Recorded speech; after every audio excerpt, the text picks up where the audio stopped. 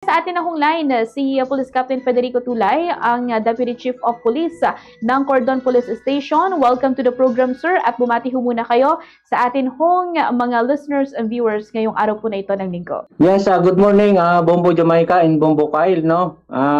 Una sa lahat, nais po nating batiin ang ama ng Police Regional Office 2, si Police Brigadier General Antonio P. Maralag, and of course, ang bagong talaga na ama ng Provincial Office, si Police Colonel Manuel B. Bringas, ang ating acting PD. At nais ko na rin pong kunin ang pagkakataong ito upang batiin, of course, ang ating mga kasamahan dito po sa bayan ng Cordon na nandyan po na nagduduty sa pangunguna po ng ating butihin, napakasipag na Chief of Police, si Police Major Eric Rumbawa. And of course, sa lahat po ng naabot ng programang ito ng Bombo Radio Kawayan, isang malamig na umaga po sa ating lahat. No, isang maulamig ho na umaga, no, Deputy. At syempre maraming salamat ho. And bilang pauna na lamang ho, makamusta ho namin ang bayan ho ng Cordon. Siguro pagdating ho dito sa mga unang araw ng 2026 so far, kumusta ho yung monitoring ho ninyo, Deputy? Yes, Bombo Kyle, no, ganun pa rin ang ating bayan ng Cordon pag-uusapan natin. Generally, makukonsider pa rin natin, no, na ang bayan ng Cordon ay generally peaceful, bagamat mayroon at hindi po nating maiwasan na may maitala po tayong mga vehicular accident at iba pang mga pangyayari na ating naitatala dito po sa ating mga himpilan na Bombo Kyle. Bombo Jamaica and Bombo Kyle. So far, sir, no, this unang bugso ho ng 2026, kumusta? Ano ho yung mga insidente, sir, na inyo hong tinugunan sa mga nakalipas ho na araw? Pakikuha mo radyo.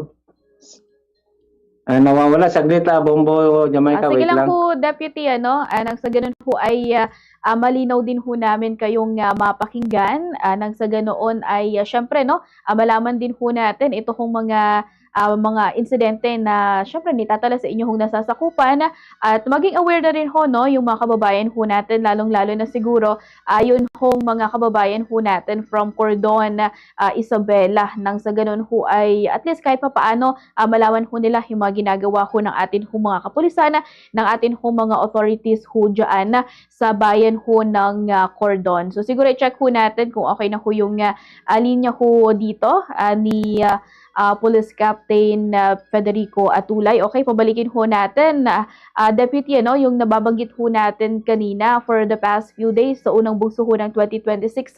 Kumusta ho yung mga insidente, sir, na inyo hong mga tinugunan?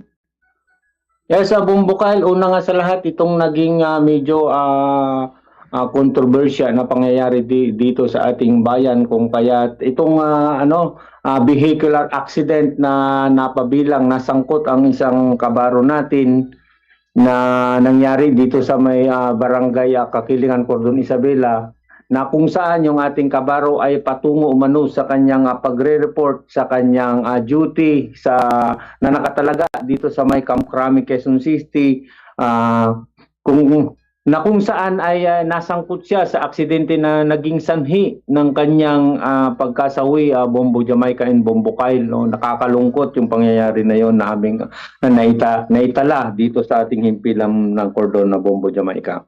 Oo. So far, sir, yun pa lang yung incident of road crash this year sa Cordon po? Mayroon pa rin tayong naitala nito lang, mayroon na naman, pero mga Bombo Jamaica and Bombo Kyle ay self-inflicted, yung nagkakamali sila, kung kaya't nagkakaroon ng insidente. At isa pa, Bombo Jamaica, mayroon po kaming naitala nito lang January 2, no, dito sa may barangay San Juan naman, dito sa may bayan ng Cordon, yung pagpapatiwakal ng isa nating kababayan, yung suicide incident, Bombo Jamaica. So, syempre, Sa ganyan hong mga insidente sir na inyo na hong natugunan na itala ngayong unang labing-isang araw ng 2026. So far sir, kumusta ho yung sa hanay ho ninyo? Ano ho yung mga gagawin ho ninyo na measures ngayon nang sa ganoon ay matiyak na kahit papaano ma-minimize, balasan itong mga ganito hong klase ho ng insidente. So far, ano ho yung mga i-retain ho ninyo na mga siguro kahit papaano mga kumbaga parang tawag doon, i-maintain ho ninyo ng mga practices last year to this year po at kung ano ho yung mga dapat pa hong i-improve so far. Yes, thank you Bombo Jamaica no sa tanong na yan.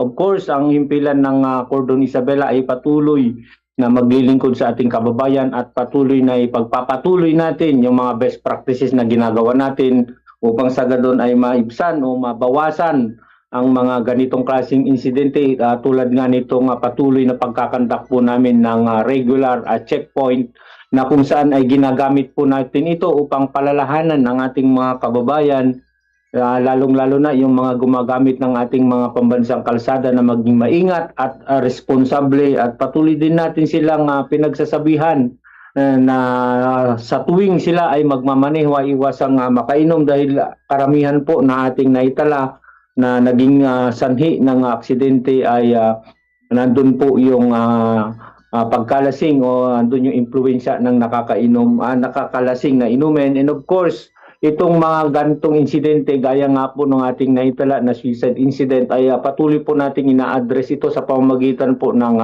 patuloy na pagbisita natin sa ating mga barangay and of course pagkakandak ng mga seminar, symposium upang sa ganun ay patuloy silang paalalahanan. Sinasabay na rin natin dito, Bombo Jamaica, yung ating campaign against illegal drugs and anti-criminality program, Bombo Jamaica, yung mga pakikipag-ugnayan po natin sa mga lokal na mga opisyal, sa mga barangay, and of course, sa iba't ibang ahensya ng ating gobyerno, Bombo Jamaica.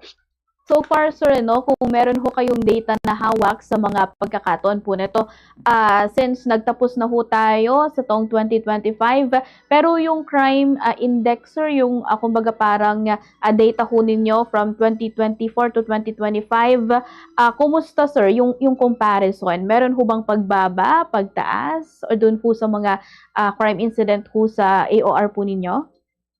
Yes, sa Bombo Jamaica, mapapansin namin doon sa mga naitala na nitong 2025 medyo tumaas talaga itong naitala natin sa vehicular accident, no. Ito sa pag-aaral namin dulot na rin ng siguro nung pagka-improve ng ating pambansang kalsada kasi nawiwili na ang ating mga kababayan doon sa pagpapatakbo sa ating kalsada dahil kung mapapansin natin dito sa ating bayan ng Cordon ay 4 lanes na po yung ating kalsada and napakaganda po, espaltado po yan, so mawiwili talaga sila, yun yung nakikita namin. Bagamat kami nakipag-coordinate na at patuloy na nakikipag-ugnayan dito sa tanggapan ng DPWH sa pamamagitan ng nire-request namin Bombo Jamaica and Bombo Kyle yung patuloy na pag-iinstila ng mga warning signs at patuloy na paglalagay ng ilaw. Mapapansin natin Bombo Kyle and Bombo Jamaica sa gabi ang ating bayan ng Cordon, yung particularly yung palabas na paglampas mo po natin dito sa bayan ng Cordon going to Jadi, napakaliwanag na po yung yung part na yan dahil ang lalakas po ng mga na-installed na mga solar lights sa Bombo Jamaica. Oo, so far deputy mga ilang bahagdan po kaya yung pagtaas sa road crash? As of now, Bombo Jamaica, hindi ko yung exact bahagdan, no. Pero masasabi natin na may pagtaas talaga, particularly dito sa insidente ng road crash incident, Bombo Jamaica. Anyway ho, Deputy, si Bombo Kyle, kasama ko rin ho dito. Meron ho siya mga karagdagan pa hong katanungan patungkol ho dito sa mga naging operations or activities ng inyong hanay po. Yes po, Deputy, magandang umaga ho sa inyo. Si Bombo Kyle po ito. Deputy, matanong ko lang ho kasi last time San Mateo at kahapon or this last week lang ho ay itong or nung Friday, etong lungsod ng Kawayan ay nakasalubong ko sila ng mga smuggled na sigarilyo. So far, gateway ho kasi binabanggit ho namin kanina, itong cordon. Ibig sabihin dyan ho ang labas at pasukan ho at papunta rin at palabas dito sa lalawigan ng Isabela. So far sa monitoring ho ng Cordon Police Station, kumusta yung pag-iigpit na ginagawa ho nila, and of course yung pagpapanatili po na wala hong makakalusot ng mga ganitong mga smuggled cigarette ho dyan ho sa inyong nasasakupan, Deputy. Yes, Bombokail, isa nga po ito sa directives ng ating ama ng probinsya, itong paghuli, pag-monitor nitong itong mga illegal na kontraband, particularly itong sigarilyo. So far naman sa ating bayan ng Cordon ay patuloy na naka-deploy at patuloy na nag-monitor ang ating mga kasamahan.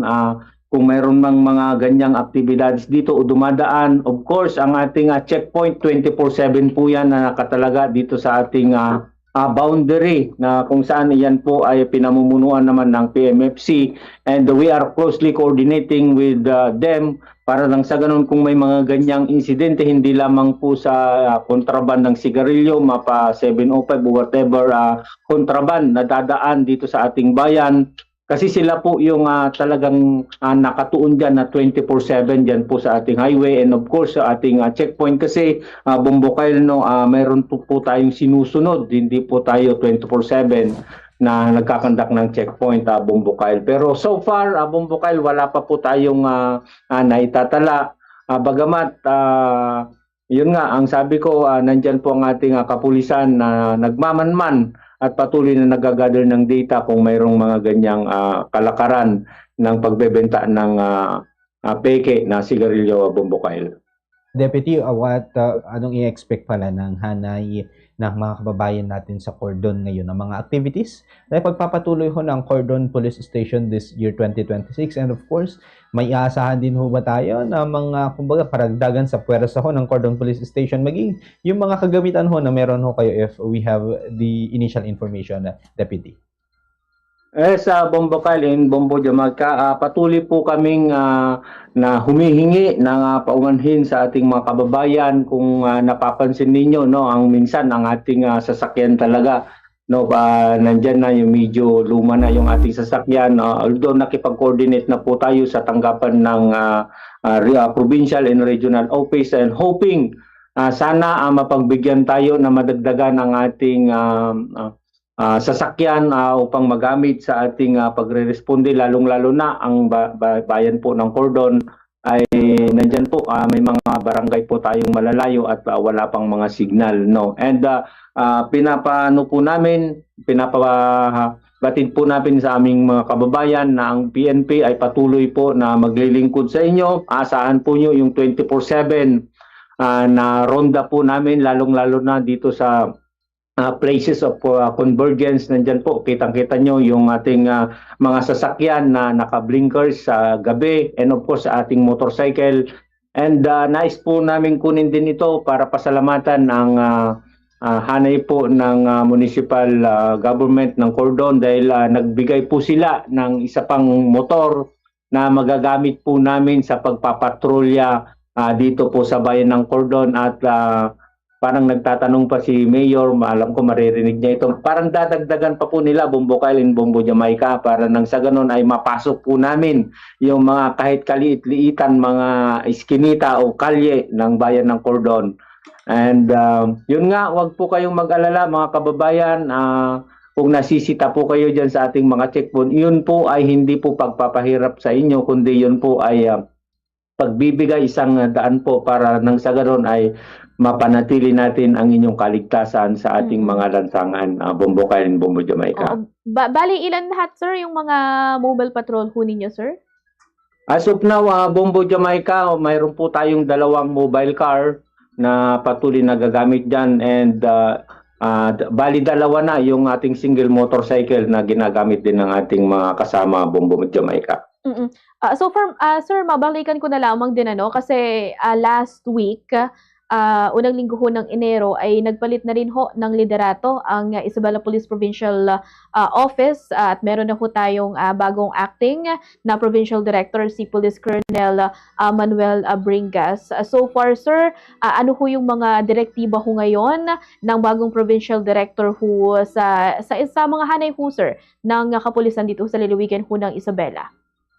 Initially, Bombokal, yung ang direktiba po ng higher headquarters, of course, yung pagpapanatili po namin ng peace and order, yung pagpapaigting po namin ng aming deployment plan upang sa ganun ay maiwasan ang mga insidente gaya ng mga robbery, hold-up, bank robbery, itong mga illegal drugs, and of course, itong purification, kung mayroon man yung tawag nito, yung against 10591 o ito yung illegal possession of firearms. And of course, gayon din yung direktiba nila na patuloy na magmanman patungkol dito sa illegal logging o yung tinatawag po nating Presidential Decree 705.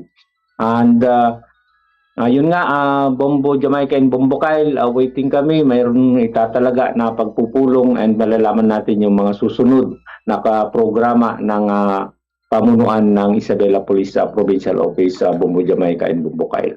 Yes, sir. Syempre, makamusta na lamang ho namin so far, Deputy, yung mga accomplishments ng inyong hanay sa mga nakalipas ho na pagkakataon po? Yes, Bombo Kyle, kaka-report po natin kamakailan lang yung ating mga huli na pagpapaano po natin, pag-implement po natin ng warrant of arrest against po dito sa mga suspect. Particularly, mayroon po tayong accomplishment, Republic Act 9262 o yung violation against women and their children. Mayroon lamang po tayong naitalaga, kamakailan lang na dalawang pag-implement nito, and kahapon, mayroon tayong reported na surrendered firearms sa Bombo Jamaica and Bombo Kyle. And patuloy na kaming nagko-coordinate sa mga barangay. Sana makapag-deliver kami ng accomplishment within this week upang sa ganon ay patuloy na maipakita sa kababayan namin dito sa bayan ng Cordon na ang kanilang pulis ay talagang nagtatrabaho, Bombo Jamaica and Bombo Kyle. So far, sir, siguro this time, ibibigyan na lamang ho namin itong pagkakataon po na ito sa inyo para makapag-iwan ho ng mensahe, paalala sa mga kababayan ho natin, lalong-lalo na dyan ho sa bayan ho ng Cordon at syempre, siguro ano na lamang ho yung aasahan ng atin ho mga kababayan ho dyan ng Isabela in general this 2026 sa inyong hanay po. Yes, Bombo Jamaica, sa lahat po ng naabot ng programang ito ng Bombo Radyo Kawayan, particularly dito po sa ating mga kababayan dito sa bayan ng Cordon, ang PNP Cordon po sa pangunguna po ng aming butihing COP, si Police Major Eric Rumbawa, ay nananawagan at patuloy po na humihingi ng inyong suporta sapagkat ika nga natin peace and order situation, yung pagpapanatili ng peace and order hindi lamang po obligasyon ng PNP. Hindi po namin ito kaya kung wala po kayong tulong, kung kaya't kami ay patuloy na humihingi, dumudulog sa inyong mga puso na nawa ay tulungan nyo po kami, magsilbi po tayong mata at bunganga ng ating mga kapulisan. Ang ibig ko pong sabihin ay tumulong po tayo. Kung may mga na-observe po kayo dyan sa ating mga barangay na kahina-hinala ay mangyaring itawag nyo lamang po sa ating hotline at nandyan naman po kami agad-agad na rumisponde upang sa ganun ay maiwasan kung ano man ang binabalak ng mga posibleng maging kriminal. And gayon din, asahan nyo po ang patuloy na pagsiservisyo po ng kapulisan ng Cordon. Yung checkpoint po namin, nandyan po yung pagpapanatili natin ng yung panguhuli natin ng mga lumalabag sa mga municipal ordinance, yung walang helmet. Mga kababayan po, hindi po pagpapahirap yan po ay para sa inyo pong kaligtasan. Kung kaya't nawa, sumunod po tayo.